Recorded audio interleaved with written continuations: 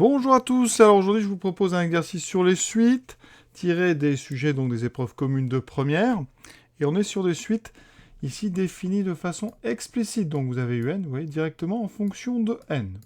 Donc ça facilite un petit peu la tâche pour calculer des termes, comme dans la première question. Ensuite, on va essayer de vous faire deviner, déterminer le sens de variation de la suite, avec deux questions, et une question après de programmation en Python. Donc on va en parler. On le programmera donc ici. Je vous montrerai comment ça marche et comment on fait pour faire tourner un programme sur sa feuille comme ça pour voir comment il fonctionne. Et quatrième question, on va essayer de prévoir ce qu'affiche le programme quand une valeur d'un nombre θ vaut 1 plus 1 sur 100. Voilà.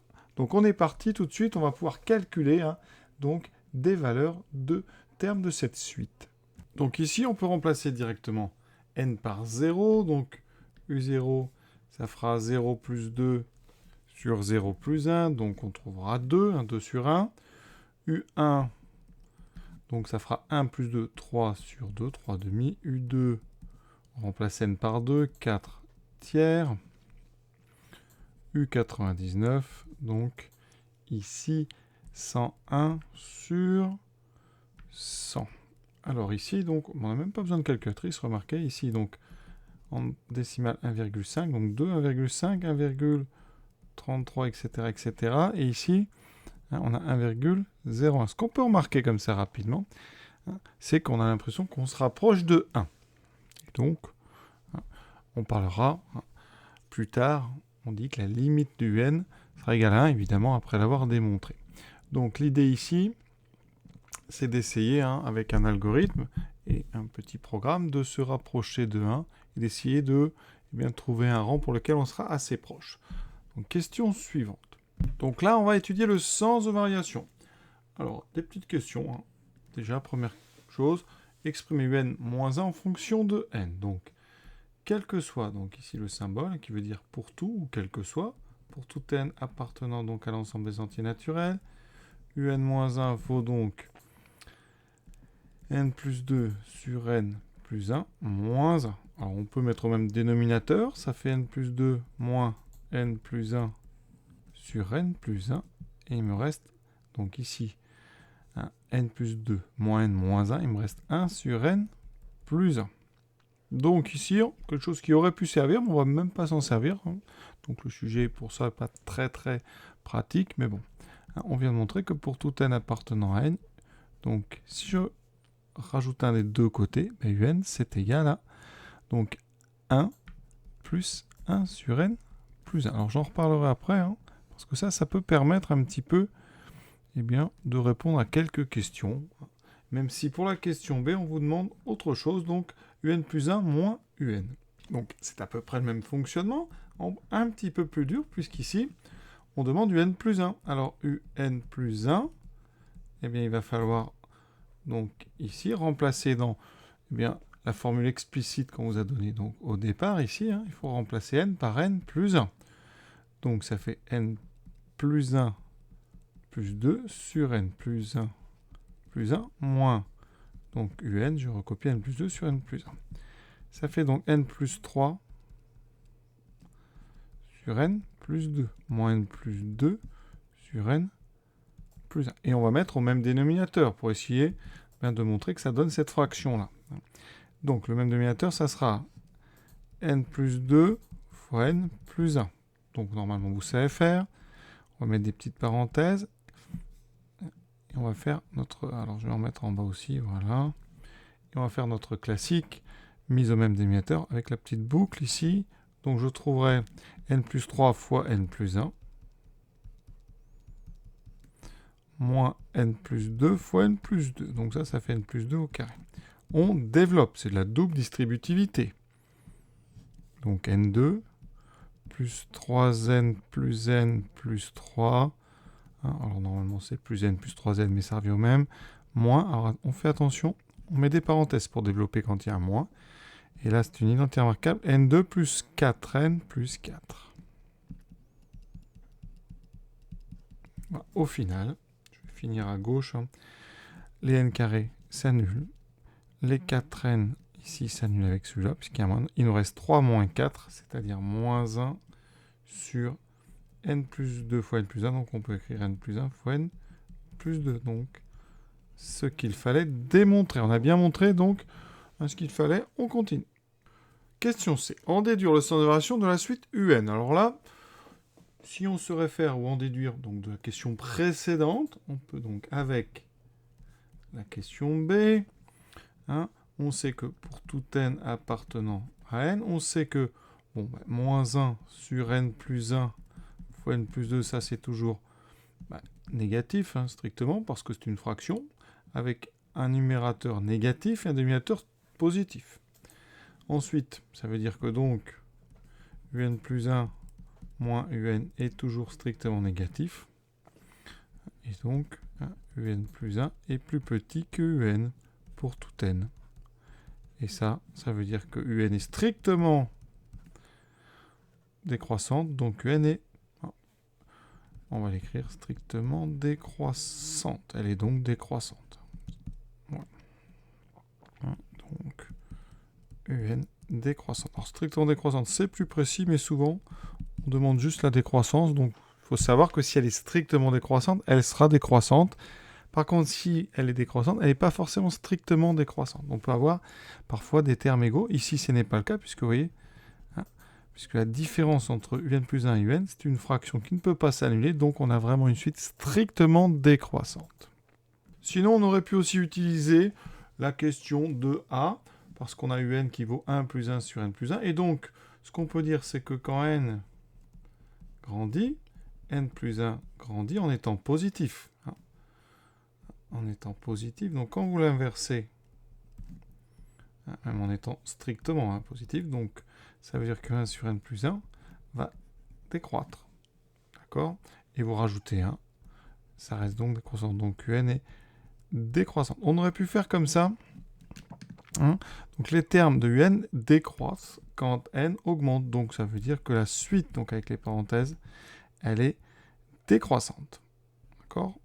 On utilise en fait ici cette fonction 1 sur n plus 1 qui est assez aisément, on peut voir facilement que c'est une fonction qui est décroissante quand n est positive. Donc je répète, n grandit, n plus 1 va donc être de plus en plus grand. Positif, quand je l'inverse, on a donc des nombres positifs de plus en plus proches de 0 qui sont donc décroissants. Vous rajoutez 1, ça reste décroissant. Voilà.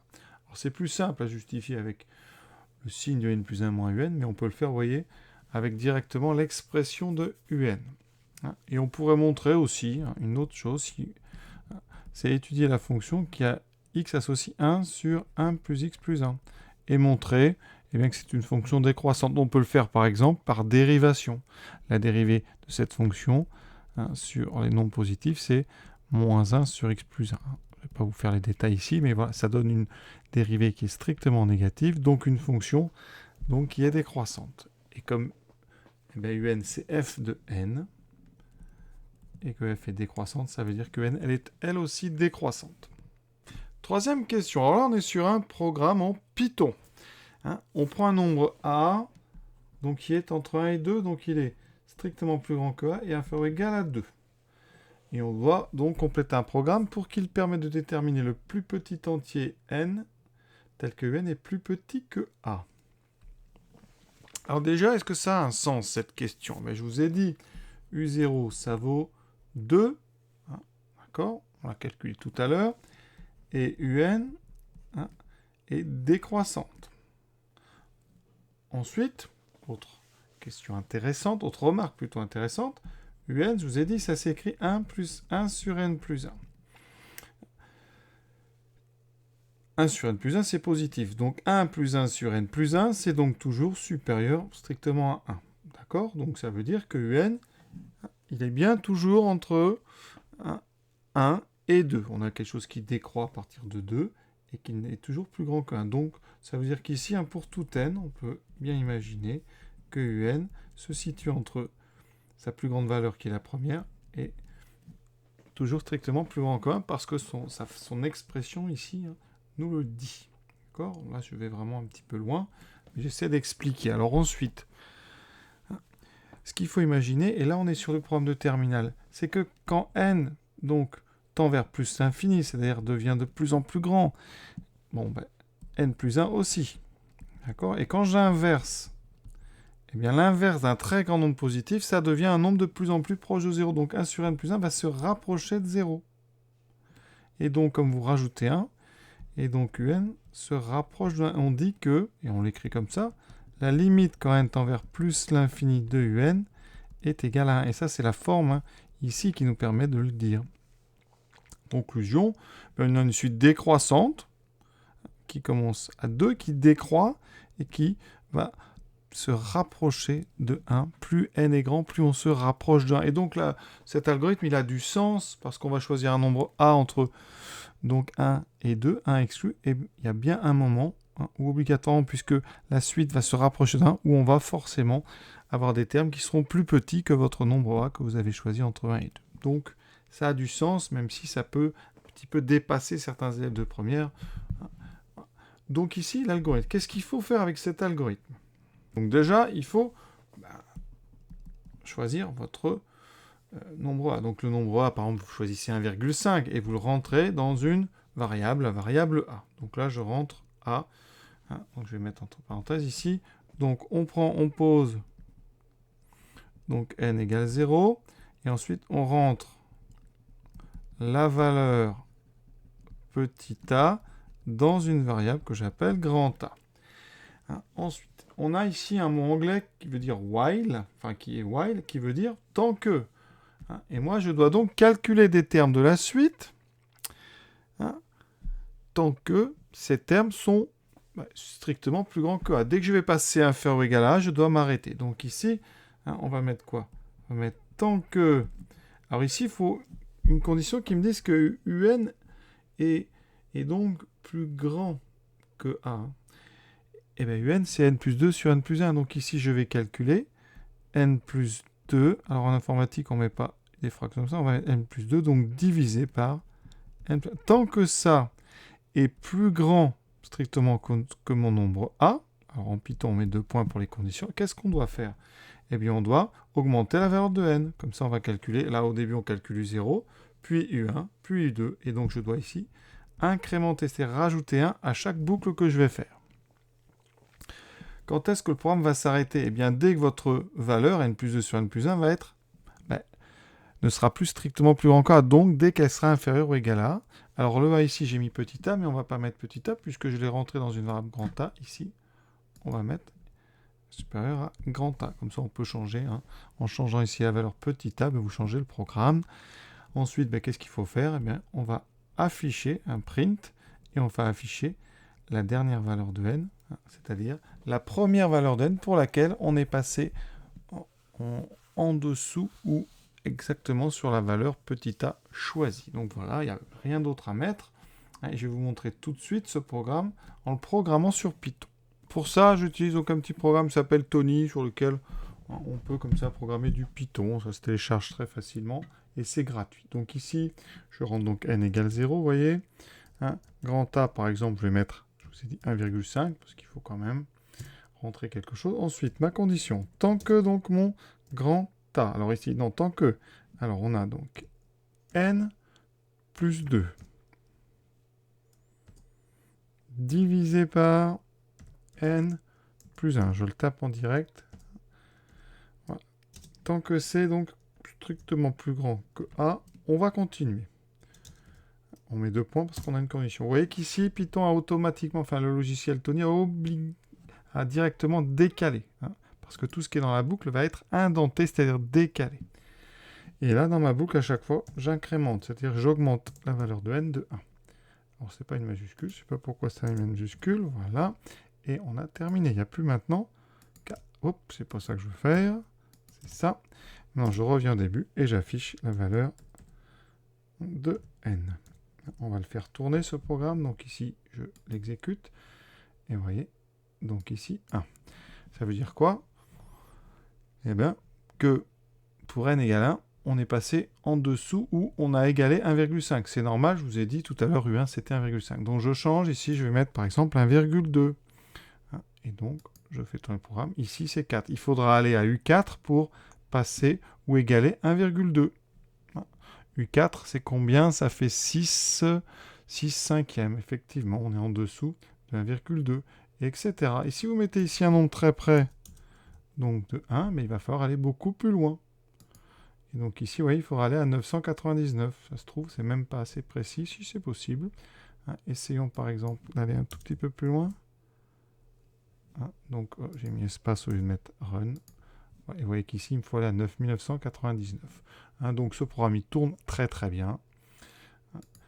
Et donc, on a terminé avec cette question. Pour ceux qui ont un petit peu de mal, je vais quand même vous montrer comment il tourne ce programme. Donc au début, on n'a pas commencé, on n'a pas encore fait de boucle, donc boucle 0, n. Donc je vais mettre ici la valeur de n, n vaut 0, c'est tout. Ensuite, on va donc arriver sur while. Alors while, ça commence la boucle 1. While, il va d'abord calculer n plus 2 sur n plus 1. C'est-à-dire ici le u qui correspond à la valeur de n. Donc il calcule u0 qui vaut 2. 2, c'est plus grand. Alors là, j'ai la condition. La condition, c'est qu'on continue si c'est supérieur ou égal à 1, strictement plus grand que 1,2, puisque j'ai choisi 1,2. Ici, 2 est bien plus grand qu'1,2. Ma condition est vraie. Je rajoute 1 à n. n devient 1. On arrive donc sur notre deuxième boucle. While. On calcule n plus 2 sur n plus 1. Ça vaudra, ici n vaut 1, donc ça vaudra 3,5, donc 1,5. 1,5, c'est bien plus grand qu'1,2. La condition est vraie. Je rentre dans la boucle et n devient 2. Je vais attaquer ma troisième boucle, si jamais la condition est respectée. Donc, je calcule n plus 1, 2 sur n plus 1 pour n égale 2. Ça me fait 4. Ici, vous voyez, 4 sur 3, 4 tiers. Donc, à peu près 1,33, 33, etc. Ma condition est encore vraie. Je rentre dans la boucle et n devient 3. Maintenant, j'arrive devant ma quatrième boucle. Ensuite, on recalcule n plus 2 sur n plus 1. Pour n égale 3, ça me fera 5 quarts, c'est-à-dire 1,25. 1,25, c'est plus grand qu'1,2. La condition est encore vraie. On rentre dedans. N devient 4. On va être devant notre cinquième boucle. Je calcule n plus 2 sur n plus 1. Ça fera donc 6 sur 5. Et là, ça vaut 1,2. Et attention, 1,2, c'est strictement plus grand. Ce n'est pas, pardon, strictement plus grand qu'1,2, la condition est donc fausse, on s'arrête. On ne rentre pas dans notre cinquième boucle, donc on ressort et on fait la dernière ligne. On affiche la valeur de n, à ce moment-là, c'est stocké 4, donc on affiche n égale 4. D'accord? Pour preuve, voilà mon programme Python, j'ai mis a égale 1,2, et en tournant, il me donne bien la valeur 4. Dernière question, qu'affiche le programme quand a vaut 1 plus 1 sur 100? Alors, vous n'aurez pas Python, hein, ni un logiciel pour taper des programmes. Alors, certains ont des calculatrices qui se programment, effectivement, mais ce n'est pas ce qu'on vous demande. Vous, il faut essayer de vous débrouiller avec ce qu'on sait. Alors, nous, on résout, hein, on cherche à résoudre un plus petit ou égal à 1 plus 1 sur 100. Et d'après la question A, de A, eh bien, un, je vous ai dit, c'est 1 plus 1 sur n plus 1. Donc, on cherche à résoudre 1 sur n plus 1, inférieur ou égal à 1 plus 1 sur 100. Vous voyez, ça va faire une équation très simple à résoudre. Hein. Une inéquation plutôt. Ça fait 1 sur n plus 1 plus petit que 1 sur 100. Tout est positif, donc ça veut dire qu'on trouve 100 plus petit que n plus 1. On peut donc multiplier par 100, multiplier par n plus 1. Et donc, eh bien, vous voyez, ça fait n supérieur ou égal à 99. Donc le programme va afficher 99, le premier entier pour lequel un est inférieur ou égal à 1 plus 1 sur 100. Et cet exercice assez sympa est terminé. Je vous souhaite une bonne fin de journée à tous. À bientôt.